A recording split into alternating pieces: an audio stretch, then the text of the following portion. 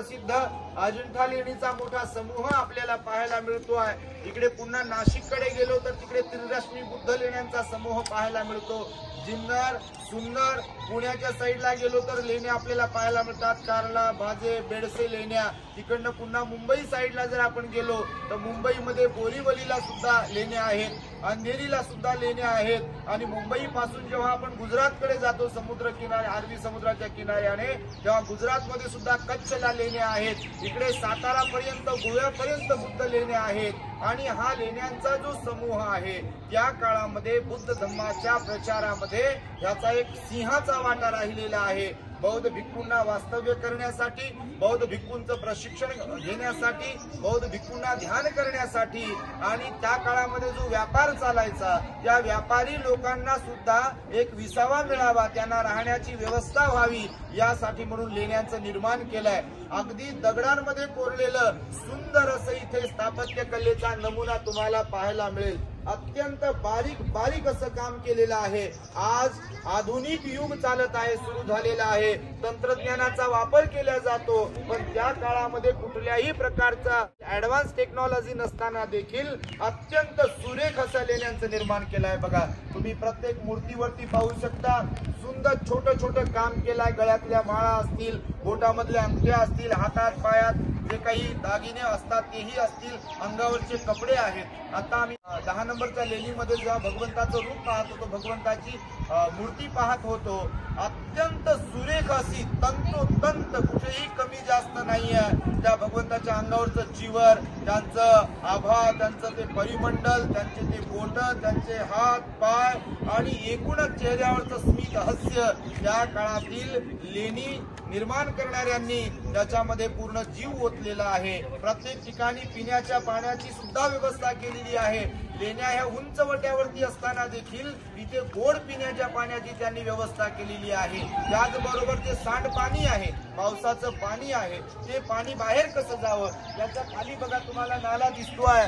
संपूर्ण लेण्यांचं पाणी कुठेही न साचता न थांबता ते पावसाळ्यातलं पाणी या नाल्याला जाऊन मिळते। हा एक अनोखा नमुना, एक अनोखं उदाहरण आपल्याला लेण्यांकडे पाहायला मिळते। आणि म्हणून जगप्रसिद्ध अशा ह्या वेरूळच्या लेण्या आहेत। हा जागतिक वारसा आहे, वर्ल्ड हेरिटेज आहे।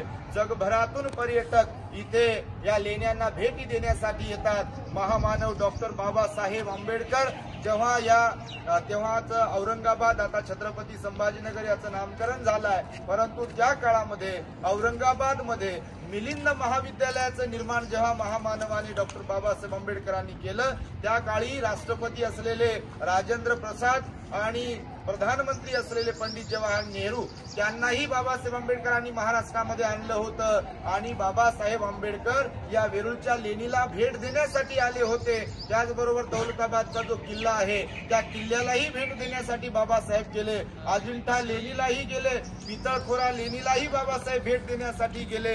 मुंबईमध्ये वास्तव्याला असताना बोरीवली येथे जे कान्हेरी केव्ज आहेत, कान्हेरी लेण्या आहेत, त्या लेण्यांचंही दर्शन घेण्यासाठी बाबासाहेब गेले। आणि म्हणून बुद्ध धम्माचा हा मोठा वारसा आहे।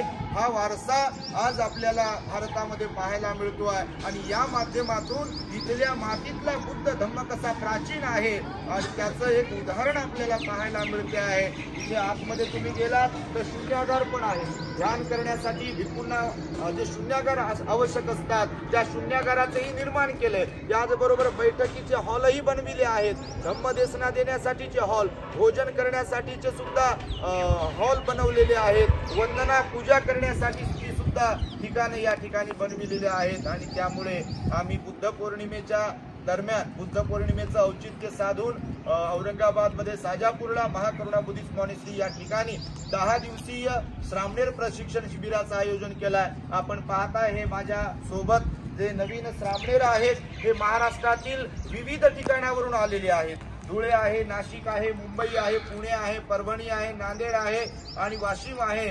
वेगवेगळं शहर, गाव, तालुका आहे, तिथून ते बुद्ध धम्माचं प्रशिक्षण घेण्यासाठी आलेत आणि त्यांना हा वारसा दाखवावा या हेतूने आज आम्ही सकाळी इथे लेणीला भेट देण्यासाठी आलो। तेव्हा समस्त समाज बांधवांना, समस्त देशवासियांना आपल्या द ग्रेट हॅपीनेस या YouTube चॅनलच्या माध्यमातून बुद्ध पौर्णिमेच्या लक्ष शुभेच्छा देतो। संपूर्ण भारत आणि जगभरामध्ये भगवान बुद्धांना अभिप्रेत असलेला एक सिलवान सदाचारी मनुष्य आपल्यातून आपण घडवावा, जो की हिंसेपासून अलिप्त असणारा मनुष्य असेल, चोरी कर्मापासून अलिप्त असणारा मनुष्य असेल, व्यभिचारापासून अलिप्त असणारा मनुष्य असेल, खोटं बोलण्यापासून अलिप्त असणारा मनुष्य असेल, दारू गांजा बिडी तंबाखूचं सेवन करण्यापासून अलिप्त असणारा जो मनुष्य असेल, माता पित्यांची गुरुजनांची सेवा करणारा जो मनुष्य असेल, तो मनुष्य कसा घडेल याची शिकवण भगवान बुद्धांनी 2500 वर्षांपूर्वी दिलेली आहे। आणि त्यामुळे सम्राट अशोक असेल, कनिष्क असेल आणि त्यानंतरचेही राजे लोक असतील किंवा त्या काळातले ब्राह्मण, क्षत्रिय, वैश्य आणि शूद्र या चारही वर्णांतील लोकांनी बुद्धाची शरण ग्रहण करून आपल्या जीवनामध्ये जीवनाचं सोनं करून घेतलेलं आहे। अंगुलीमाल, पटाचारा, आम्रपाली, राजा प्रसेनजीत, राजा बिंबिसार यासारखे लाखो करोडो लोक त्या काळामध्ये बुद्धाला शरण जात होते। आणि आजही आपण जर बुद्ध धम्माचा अभ्यास केला तर थायलंड,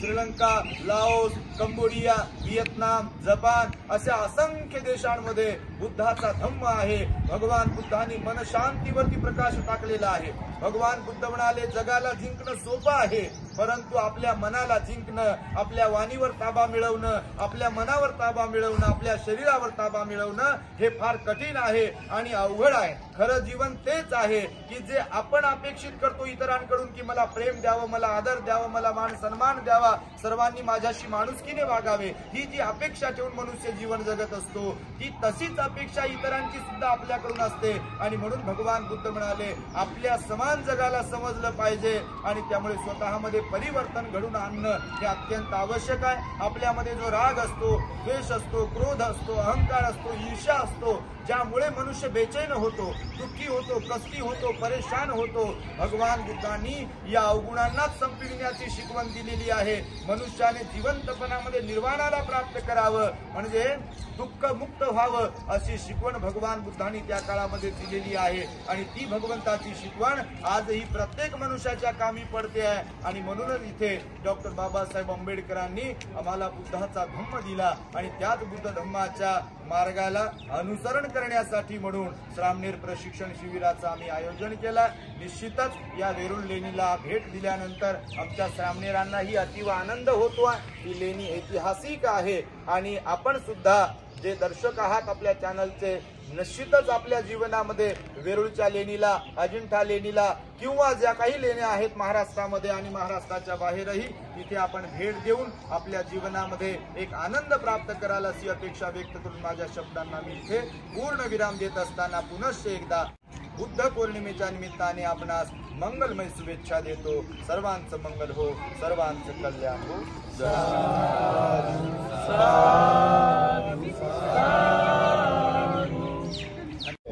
ह्या पूर्ण लेण्या आहेत, दिसतंय ना, ह्या पूर्ण लेण्या, याच्यामध्ये पाणी आहे बघा, पिण्याचं पाणी। तिथे पण वरती ते जे दिसते तुम्हाला तो कॉलम दिसतो ना, पायऱ्याच्या इकडे तिथे पाणी आहे बघा। पुन्हा तिकडे लास्टला दिसते ते 3 कॉलम शेवटचे, त्याच्या इकडे थोडासा खड्डा दिसतो बघा, दिसतो ना, मोठाच्या मोठा आणि पिण्याच्या पाण्याची सोय।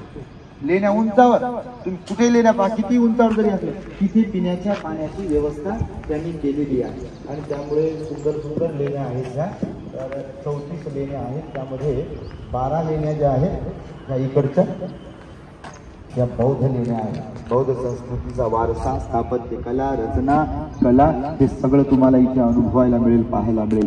लेण्या जर नसत्या यदा कदाचित, हा महत्वाचा आहे। लेण्या 2 प्रकारात मोडलेल्या आहेत, सगळ्या लेण्या जेवढ्या लेण्या दिसतात ना त्या 2, एक महायानी लेण्या आहेत आणि काही लेण्या थेरवादी आहेत। ज्या लेण्यांमध्ये मूर्त्या आहेत भगवान बुद्धाच्या, ज्या लेण्यांमध्ये भगवान बुद्धाच्या मूर्त्या दिसतील ना तर त्या लेण्या महायानी लेण्या आहेत। कारण बुद्ध पूजा, मूर्ती पूजा ही महायानी ट्रेडिशनने सुरू केली। द ग्रेट हॅपीनेस शरणं गच्छामि।